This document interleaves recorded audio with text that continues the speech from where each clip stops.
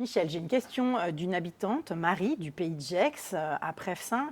Et elle, ce qui la préoccupe, c'est que Genève n'a pas assez construit pour les enfants, a sous-traité le problème en France voisine, où la population a gonflé à vue d'œil, avec beaucoup de construction.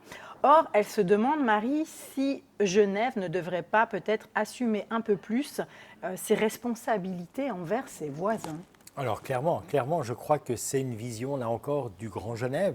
C'est la vision d'une région, c'est la vision d'un pôle emploi, à quelque part. Même si je sais que ce terme en France, le pôle emploi, c'est plutôt le chômage, mais alors, on va dire Bassin d'emploi. un bassin d'emploi, voilà. Et ça, pour moi, c'est quelque chose qui est vraiment essentiel, c'est cette réflexion commune, encore une fois, des deux côtés de la frontière, de comment on construit. Ce qu'il faut éviter, c'est le mitage. Ce qu'il faut éviter, ce sont les écoquartiers qui deviennent des îlots de bien-être pour certains, mais qui sont un enfer pour d'autres parce qu'on dévie la circulation ailleurs. Donc on doit vraiment réfléchir. Construction, la mobilité, le mieux vivre. Le plus important, c'est le mieux vivre ensemble. Et puis, c'est de redonner du pouvoir de vie aux gens. Ensuite, on ne doit pas créer des ghettos d'un côté de la frontière en disant bon, on a besoin de cette manœuvre.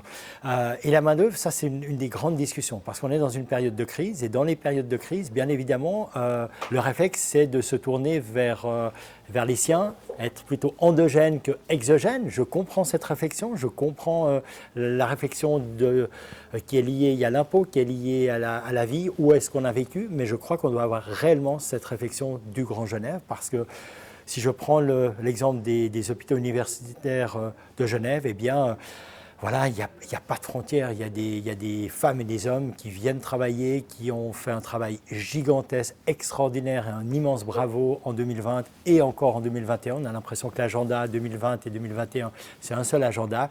Eh bien, pour ce travail, il n'y a pas de frontières. Il y a un Grand Genève, il y a un bassin de population pour un bassin d'emploi.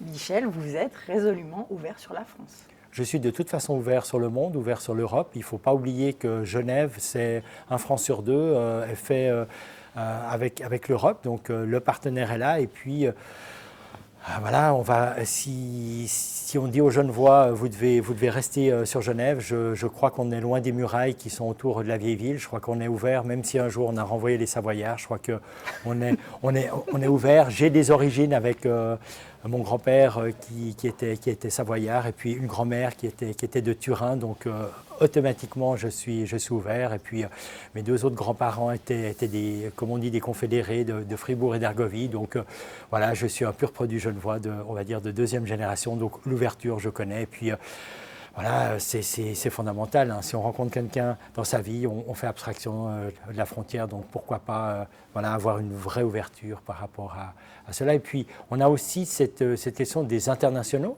Parce qu'on a parlé beaucoup de la France voisine, mais on doit parler aussi, on a parlé de Prefsa par exemple. Il y a tout ce bassin d'internationaux parce qu'on a les organisations internationales. Les organisations internationales sont indispensables au développement de Genève, au rayonnement de Genève dans le monde. Quand on va n'importe où dans le monde, on nous parle Genève, ce sont trois choses, ce sont les organisations internationales, souvent c'est la Croix-Rouge. Ça, je trouve exceptionnel que ce soit la Croix-Rouge.